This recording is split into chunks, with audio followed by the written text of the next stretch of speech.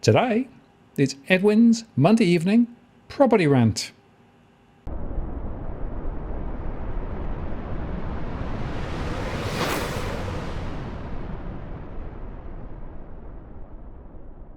Well, hello again, it's Martin North from Digital Finance Analytics. Welcome to this post covering finance and property news with a distinctively Australian flavour. It's Monday, actually late afternoon Monday, and I have Edwin with me in the studio. Edwin, great to see you in person. Well, it is. It's a great opportunity to see you in person and your two dogs. I wasn't able to bring Dusty and Evan, but they didn't want to go do a long trip today, but maybe next time. Yeah. Or we can get you come up and visit the koi pond and Dusty and Evan and the rooster. Down to one rooster, mate, unfortunately. not a very good farmer. No, tell me about your two unfortunate casualties. Yeah, all the rain. I think they got the cron. Who knows? Yeah, I tried everything. Yeah, even that infamous drug. Well, it is interesting, of course, because there's a lot going on in the property market at the moment. And it's interesting how everybody's now started talking about, interest rates are going to rise, property prices are going to pull, panic. Right? But yeah, before we can talk about all that, Martin, rumour has it that you're putting a pitch in there to buy domain auction clearance rates, or was it CoreLogic? You're going to do an Elon Musk on us, is that right? Well, I don't know about that, but I kind of have a feeling that we should get some better statistics from those that actually are being published at the moment, because they don't really give the full picture, do they? No, they don't. But that's what Elon Musk is fighting for, and the only way to do it, Martin, is if we band together and we buy it out.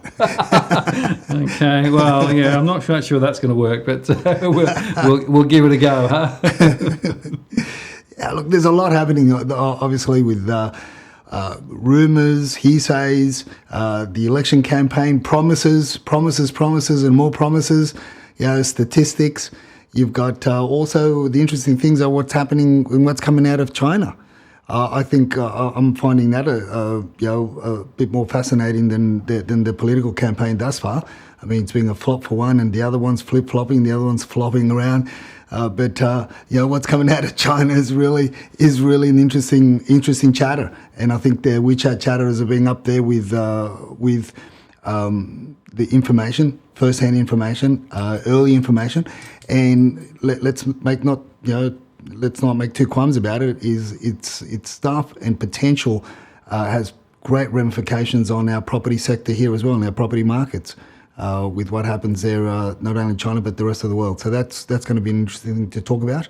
And also now that you've got the mainstream players and the mainstream media also talking and asking questions. Did people jump in too early? That's something that we'll discuss as well. And then moving forward, what would be the outlook moving forward? Should all these other dominoes fall into place? And more importantly, should the chatter of what's happening in China eventuate, and how that would affect any particular party moving forward, and what levers they're going to be pulling. So that's going to be, hopefully it's going to be an interesting show for our viewers. Yeah, I think there's lots to cover, and as with all of these, discussions around property, it always comes back to the broader context as well, right? So there are things going on in the broader economy, there are things going on in the broader political landscape, which is going to spill over into property, and there's also stuff happening in property which could spill over more broadly. I mean, give you an example, right? So ScoMo has announced now that they're going to up the first home grant schemes, particularly for those with where the government makes the contribution, right? And they're going to lift the price cap by 100,000, 150,000, depending on where you are. More incentives for first-time buyers to be able to get more of them to come in. But really buying right at the top of the market, I've got to say, I'm a bit concerned by that. Well, it is very, very concerning. But the other question is, Martin, is let's say if the Labor Party step in, are they going to do away with all these policies? That's perhaps a question that hasn't been asked of them yet. A lot of questions are being asked as to what the price of bread is, and what the price of milk is, and what the cash rate is, and all this and that. But let's start asking them the serious questions. What do they plan on doing for affordable housing? I know the leader of the Greens put out a tweet the other day, which I tagged you on it, and I tagged him on it, and I said, look, you're more than welcome to come in and have a rant with us and show us your proposal. He's planning or he's proposing to build a million homes. I'd like to know what what does he classify or what does he categorize as a home?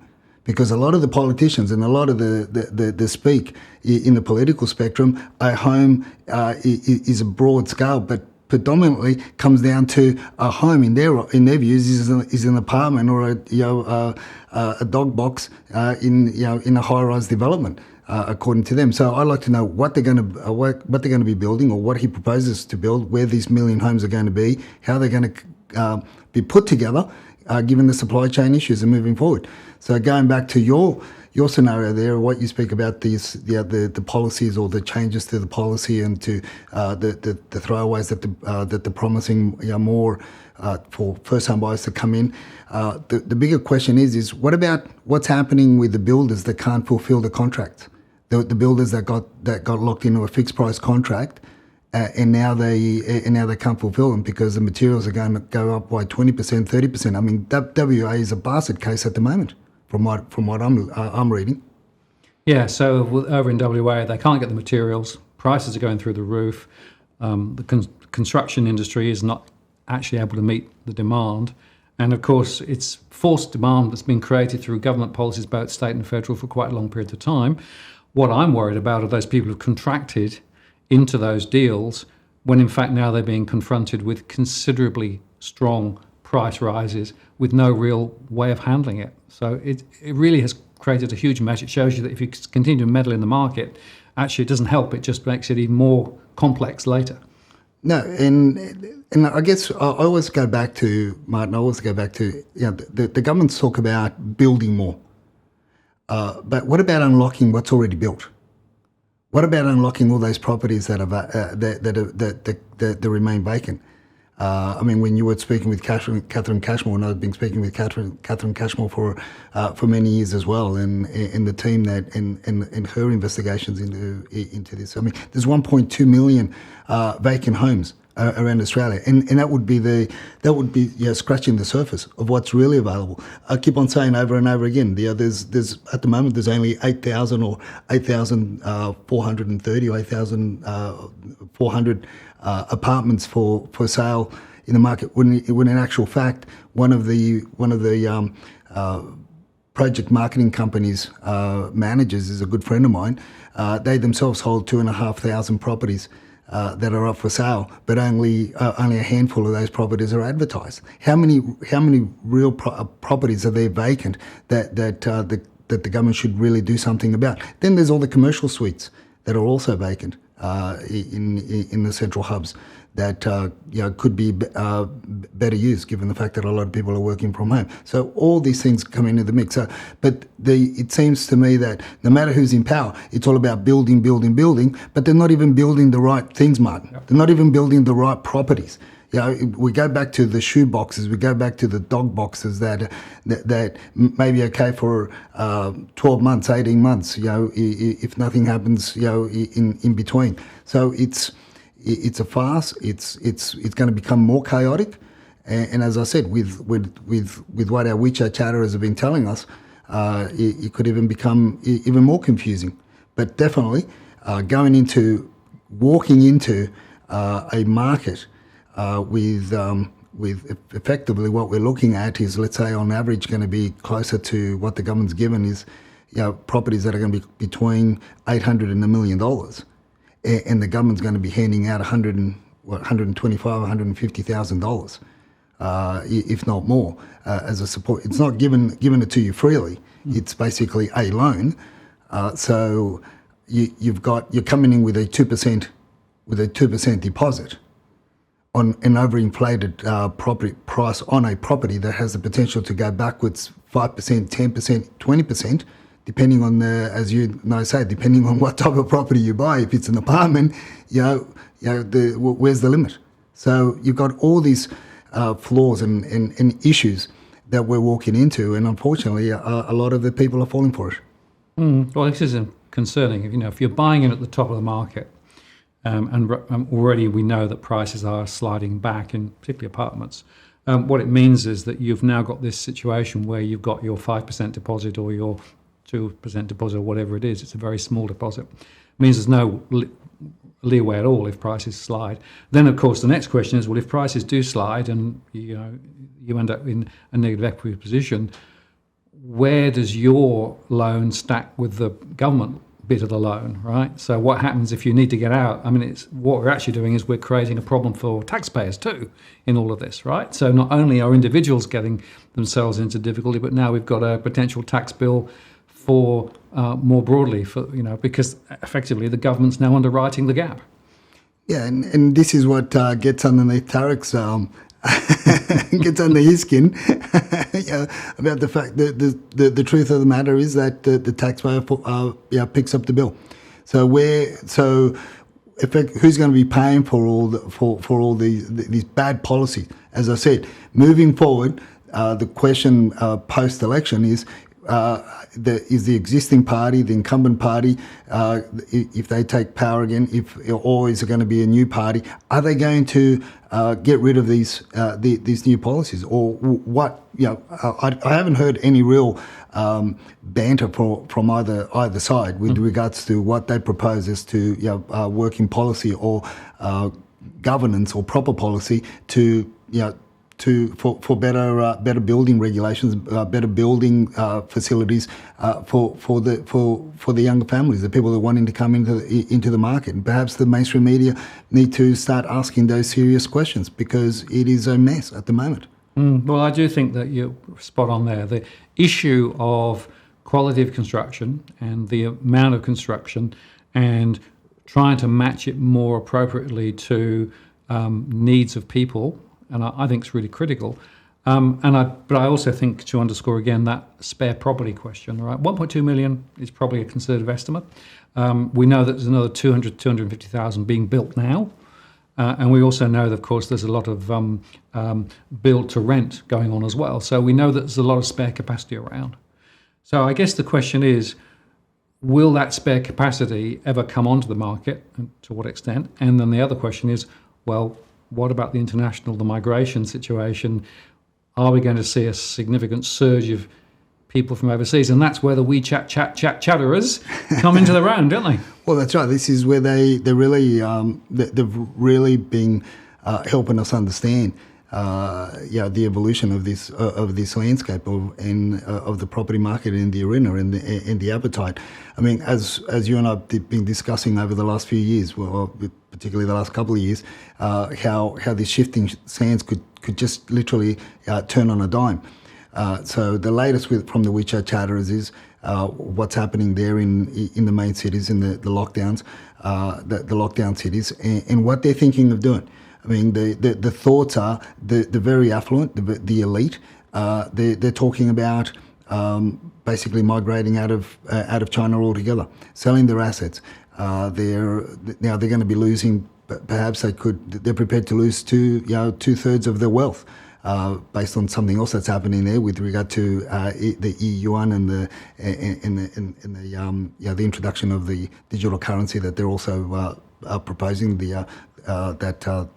There's rumours about the Bank of China bringing in, that's going to generate more cash in the community. So, but they're prepared to forego 2/3 of their estates of the wealth in order to migrate out because they've just had enough. Then you've got the people that can, the younger people that can migrate out by way of a student visa or getting a holiday visa abroad. That they're also going to take the opportunity to leave China as well, leave these main cities where they've experienced the horrendous lockdowns of late. And obviously, internally, you've got the working class. They're just going to be migrating outside of the cities and going back to the rural areas because that's where they feel that they're going to have a much better lifestyle, much better prospects in terms of longevity of life rather than being locked down in a dog box as well there. Now, we have discussed in the past that obviously China, the Chinese government isn't issuing any more passports. And they won't be issuing any more passports, but there's tens of thousands, even hundreds of thousands of people that have already got passports. So all they need is a visa to migrate out or to basically leave the shores. And Martin, this is the scary part, is that And this is actually reported, and I tweeted it out as well. I put it out on Twitter. Their search engine, the analysis and the statistics on the search engine that they use there in China, showing that in searching for ways to migrate out of China and countries to go to, Australia comes first cab off the rank, and it's by far the greatest search through that site then what comes second and third. What's second and third is the USA is second, and Canada a close third to the USA. But the gap between Australia and the USA in terms of prospects or desire to migrate to is very big. So from the beginning of the year to now, in terms of searchability and statistics, there's been a rise of something of over 2,500% in terms of searchable prospects of migrating to Australia than before. So potentially we could get a huge wave of very wealthy individuals coming into Australia to absorb a lot of the absorb property that's. Is it existing? Is it not existing? There's a lot happening. So you can see my concerns with the government policies, and we've just opened up the doors to the rest of the world as of the 18th. You don't have to be you don't have to be vaccinated to come to Australia. You don't have to be vaccinated to leave Australia. All these immigration policies. Now, is that a lever that any of the governments post-election are they going to pull and open up the floodgates? Is it going to be a controlled migration? Are they going to be controlled, or do they need that? Do they need this? And is this a godsend for any government post-election to basically say, "Oh, thank God, our property market isn't going to drop as much"? They're questions that need to. We're going to learn about it. We're going to learn more about it, in the very short term. But it's distressing nonetheless as to what's happening.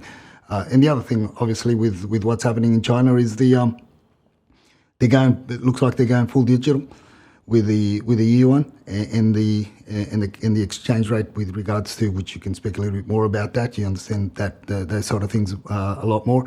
And it's a 3-to-1 ratio. So 3 digital yuan to 1 physical yuan, and that's obviously for obvious reasons as to the economy is not doing too well in China. Greater controls of the monies, but between that and the migration, I think there's going to be a few months in between. It's very interesting. The digital yuan thing, of course, they've been piloting the digital version of the yuan in a few different cities. But that broader rollout, it looks as though it's definitely there now. And as you say, the 3-to-1 ratio. So basically, you get 3 of the digital for one of the real, as it were, which is a sort of backdoor quantitative easing strategy on one hand. But also, of course, it means that they can have greater control on the money supply, on actually how people use their funds that they have, and tying it with the social scores and those other things too. The whole story is one of a digital currency within a controlled environment, and that's clearly what the agenda really is. A lot of people, I think, will perhaps think, will never happen in Australia. Well, just bear in mind, of course, that there's quite a lot of discussions about central bank digital currencies in a number of countries, including in Australia, retail bank rather than the wholesale digital currency, which is what was being looked at previously.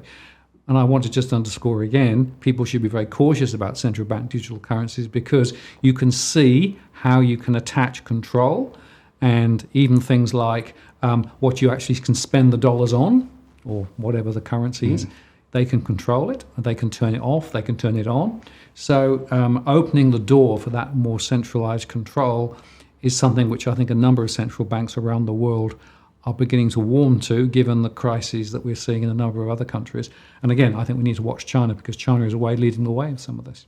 Yeah, and I guess there's something else that we touched on before also, Martin, is also a way to bring back the dirty cash that people have got, bring it back into the control of the government, or the gold and silver that people are sitting on at in the personal deposits if they want to use it. So it's really that control. But between that rolling out, or the prospects of that rolling out, and putting all this in place, there's still going to be a bit of movement as to, and obviously the lockdowns have to be lifted. And people need to be able to move freely in order to, for us to really experience the wave of that migration wave. But I just think it's uncanny that it's all playing out around this election. But again, it's another policy that's really not spoken about by ScoMo or Two-Way. It's really something that it's almost like it's a taboo question to ask. It's one of those things that you don't ask these questions at the press conferences.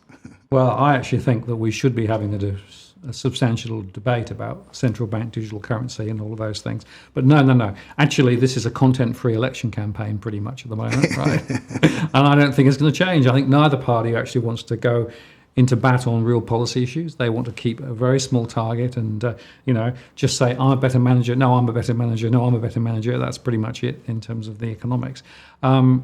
Shame on them for actually not engaging, I think, on the more substantive issues. I mean, there are big issues that we in Australia and other places around the world need to tackle, and yet it seems to me that we are getting, again, distracted into very small target issues. And unfortunately, I don't think it's going to change for the next 5 weeks. No, we're not going to see much. Look, I see in terms of the numbers of obviously in relation to property in the Rant for tonight being around property. What I have seen is the freestanding home numbers have slipped back a little bit, but that's expected because it's a seasonal change. We're walking into school holidays, Easter break, Anzac coming around the corner, and also the cold weather, and people don't necessarily want to sell a home when it's cold and windy and rainy. Who knows? But then, so it's a seasonal change. So we've pulled back. We're still relatively higher than what we were in 2021. The interesting thing, though, Martin, is the apartment numbers for sale on market. They haven't really slipped back much. No. So it's interesting watching that, and I don't think they're going to slip back any below the 8,000. But by the way that the things are tracking, so not a lot of changes is going to happen between now and, like as you said, 5 weeks or even 7 weeks, a couple of weeks post the election until the dust settles with regards to the election. Because I guess also people are going to be wanting to see. As you and I touched on last week, is what levers are the government going to pull should the market really start slipping back a lot faster in terms of property prices? What levers do they have to pull? For me, immigration is one of the biggest. Yep. Well, one of the biggest, and given the fact now that it's timely for either party to take on the sentiment that the Chinese people are expressing and the desire, and again, I stress it's for high net worth individuals. We're not talking about people that are going to be finding it very difficult. We're talking about people that are high net worth, that are very well connected, or that could even be political party members. So therefore, it's a lot easier for them to migrate out of the country, or as typically what we've seen in the past, part of the family leaves.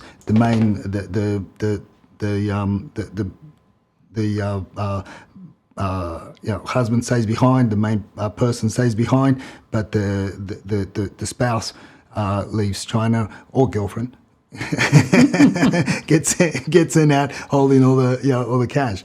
So all that's going to be interesting to see how it plays out. But if things continue to play out without the repercussions or the ramifications of what's happening, the policy changes, the policies in China, what they're doing over there, I would say that the market would be pulling back post-election a lot quicker in terms of prices if there is if they don't pull that immigration lever.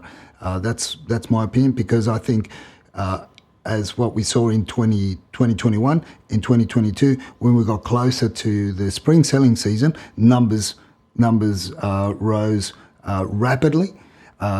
People wanted to get out of the market at those peaks at that time. Wanted to cash out, and what you and I have been touching on for a while now is that the older investment properties are the first ones to come on market, and they want to be let go because of they just don't, they're too costly to maintain, too costly to repair.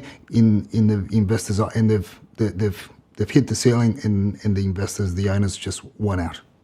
Absolutely, and it's interesting. I did an article today on New Zealand, and the story there, of course, is with the Reserve Bank of New Zealand having put the cash rate up, the official cash rate, by another 50 basis points.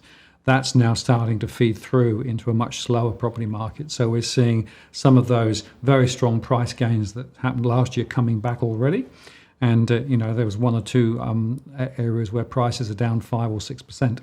The point I want to make is that interest rates rising will have a very significant and negative effect on home prices here and in New Zealand. So if Australian prices are to stay up as rates rise, they've got to pull those other levers. That's the only thing they can do. So that suggests that they'll be looking for immigration. They'll be looking for yet more stimulus programs to pull people forward into the market. But I just want to underscore again, buying at this point in the cycle, when there's probably not a lot of leeway in terms of higher house prices ahead, looks a bit scary at the moment when prices are full, the mortgages are huge, and now the rates are going up, to say nothing of the cost of living more broadly. So it's a real tricky time for, I think, many people. And in New Zealand, what they did say was that people are definitely now holding their breath and just waiting to see how this plays out. So I think we're going to see a bit of slowness over the next few weeks. But then, of course, the question is, as you say, so what happens in August, September, October, November? That'll be a really interesting time to watch what's going on.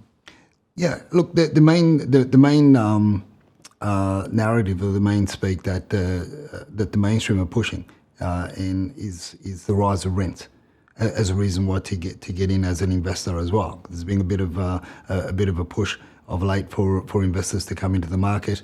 Your old mate Nerida was on one of those articles that I read with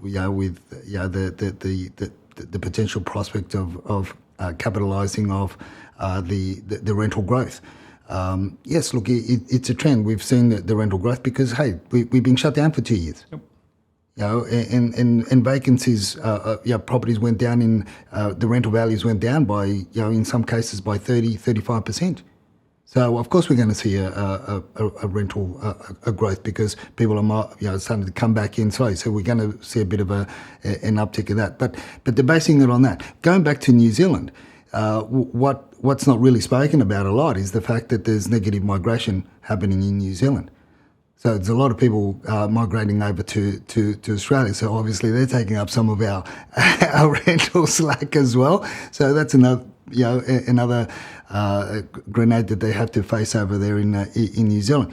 But here in Australia, with regards to our property arena, with regards to interest rates going up, and what we're seeing is the negativity that's caused with and concerns that's caused with property buyers or people prepared to come in on the market, and unfortunately that's also put a big question mark on those that bought. Did I buy too early? Even the mainstream are now bringing out articles about did we buy too early? As I say, people are going to be buying all the time.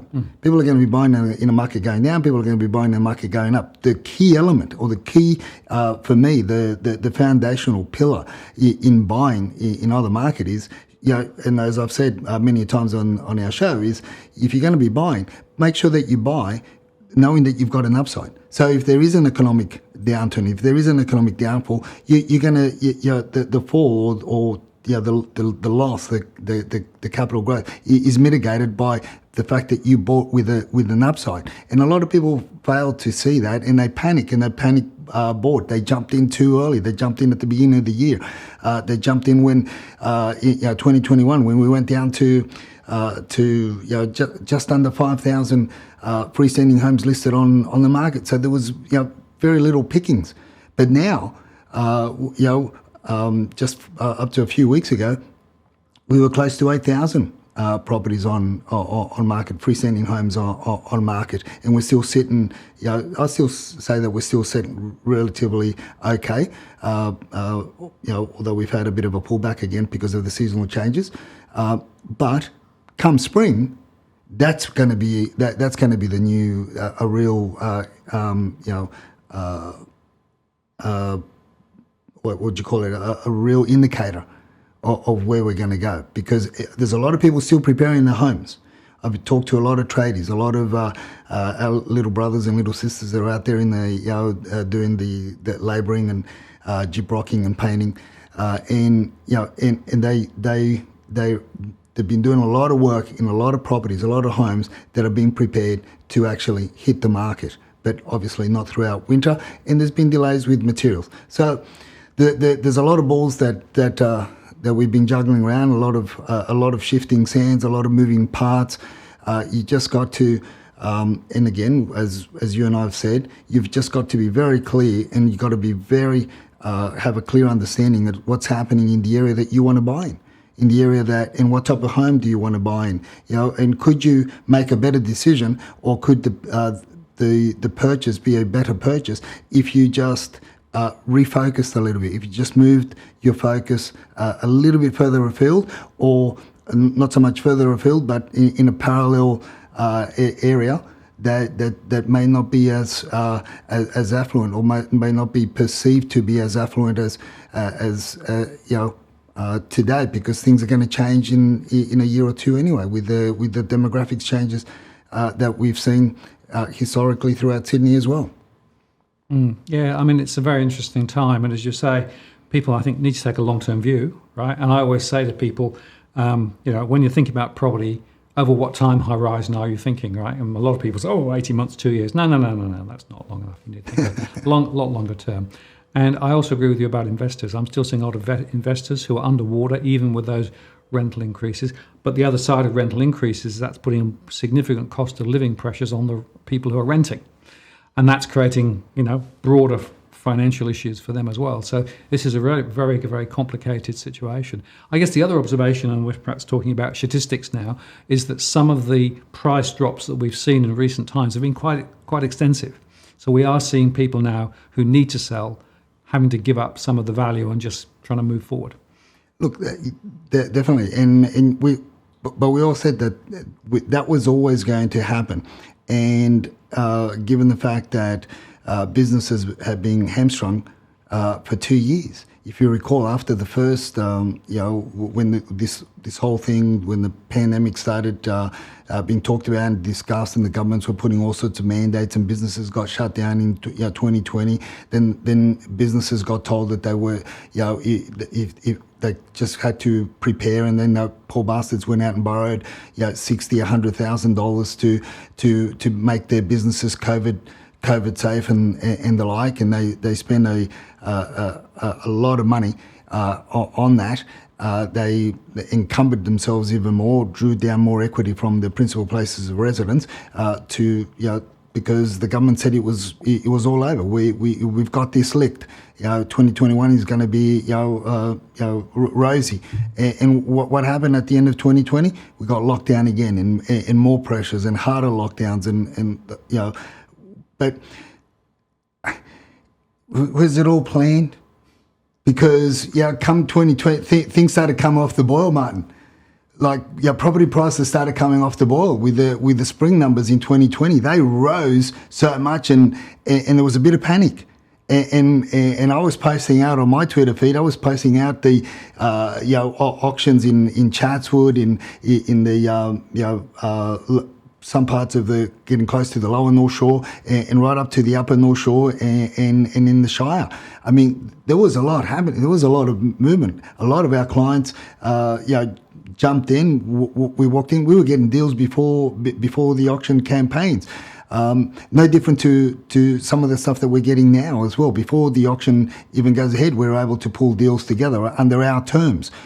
So because of the panic, and this is when the government, then all of a sudden, come 2021, because property prices, was a real downturn. You would almost think as Lindsay David said, we're almost waiting for CoreLogic to turn the hedonic daily index off altogether, because it was looking dire. Come 2021, what happened? We went into another lockdown. People panicked. Numbers came off the market, and this is what we said. From what I've been saying in our show from a couple of weeks ago, I was saying, I've got a suspicion. Either the floodgates are going to open, or we're going to go into a major lockdown post-election, because what else could stop this lever? Now, you mentioned another one, the government throwing more money in at the first-home buyer incentives to get these poor bastards incumbent into a new, is it a house and land package, or is it a shoebox in a high-rise development somewhere? They should fix Opal Tower before they start putting those incentives out anyway. So, all these things are just band-aid solutions to the greater problem that we're facing. But again, as I said, we're coming in with higher numbers. We're coming in with, and these higher numbers over the last 6 weeks that we've experienced, as statistics have been posting out on the Twitter feed as well. The drops from asking price to achieved sales, or from original guides to revised guides, or from auction campaign guides to private treaty on market sale prices, in some areas are close to 10-12% apart. So, but that's the nature, as I've been saying for a while now, of the fact that we got such a huge rise in numbers. And again, I say over and over again, we are not a very big market, Martin. That's true. We're not a very big market. Sydney, when relatively 500 properties, take 500 freestanding homes off the market, and you set off a panic. People go off on a panic, saying, "Oh shit, oh no, we're going to run out of homes to buy. Quick, let's buy something." Get 1,000 new buyers in, throw them into the mix, and take out 1,000 homes, and that makes a huge impact in the market. It is really not a big market. It's a steady market, and this is what people, and what you say over and over again. If you don't buy today, you'll buy tomorrow. There's no need to, and what I've been saying, if you don't get it at the price that you want to get the property at, if you're happy to walk away, walk away. Why throw more money into that kiln, into that fire, just to stoke up that fire, because you want to have a go at the developer that's got deeper pockets than you. You want to make a point. You want to be the man on the day of the auction. Look at me. I'm Tarzan. Here I am. It's that sort of stuff. All that does is inflates the prices on in that given area. So there's so much going on. I like it, the posts that have been coming out in terms of showing people reality, and I think that window, it's a good window to have, albeit 5-7 weeks. It's a good window for people to, if they really want to get in, I feel you can still be somewhat choosy. Absolutely, and it's interesting. The clearance rates were down again. The actual clearance rates were down. We're going to, I suspect, see clearance rates even slower over the next few weeks, partly because of the election. Well, that might get turned off altogether.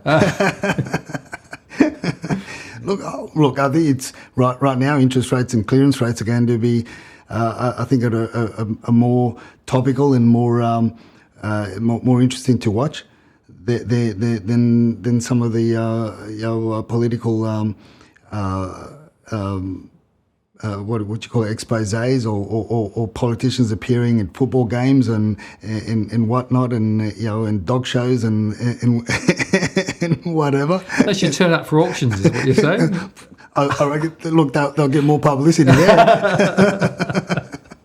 Interesting idea. Yeah, indeed. So, in terms of thought for the week, anything specific you want to underscore this time? I think just given what we're watching the chatter very closely now with what's happening in China and a lot of the economies around the world. Obviously, my thoughts in the chats that I've had with my personal clients have been pretty much around that. It's just been very weary. We're setting a price because of the numbers, the numbers on market, the type of property our clients want, and so. But we're also paying very close attention to the specific market because, as you know, there's 636 or 638 suburbs in Sydney. So that in itself, you could say there's 636, 638 markets. Yep. And within that suburb, there's even markets within that. So we're breaking things down a little bit more, paying a little bit more close attention. But so we're still consciously and cautiously looking at the trends, and we're going to be paying a lot more attention as to proposed government policies with immigration, because that is going to me, now that I'm sort of turning away a bit from another lockdown post-election, I'm turning away from that again because of further chatter that I've heard from China, and we won't go into it right now. I've put it up on my Twitter feed. But because of that chatter, I'm sort of thinking more on the lines of the newly elected government, whichever it is, they've just got to pull that. They're going to be pulling that lever. And that brings a greater concern, and should bring a greater concern to the general public, to our property pundits or followers and as aficionados, and that is that should that happen, and should that the immigration increase, the way that the other side would like it to increase, so that there can be a greater flowing into this country, that's going to put a huge economic impact on the local population here. And hence the reason why we've got to be careful as to who we vote for and what we vote for moving forward. Because the people that are coming, they're coming in with a lot of cash. They're coming in cashed up. When I say cash, they're not the old days in the with suitcases full of money. We're talking about a lot of money transferred through banks, and they're not going to be too worried about a 50 basis point rise in the next year or two, or a 100 basis point rise in the next year or two. So if you're looking at a long-term property solution for yourself or your young family, obviously don't overspend.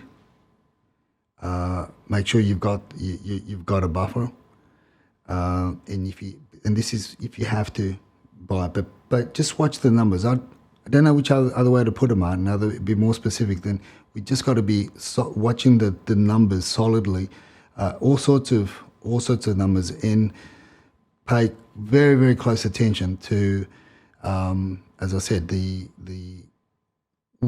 what are the main parties saying or avoiding, because sometimes it's not what they say, it's what they avoid to say that tells the real story. And so far, they haven't really been challenged on the issue of immigration, because it's a hot potato politically. It's a hot potato, but I don't feel that that any of the two are swayed away from opening up the doors, opening up the borders. Unfortunately, and sadly, not only for the people that want to get into the property market, but for the people that are going to be looking for jobs moving forward.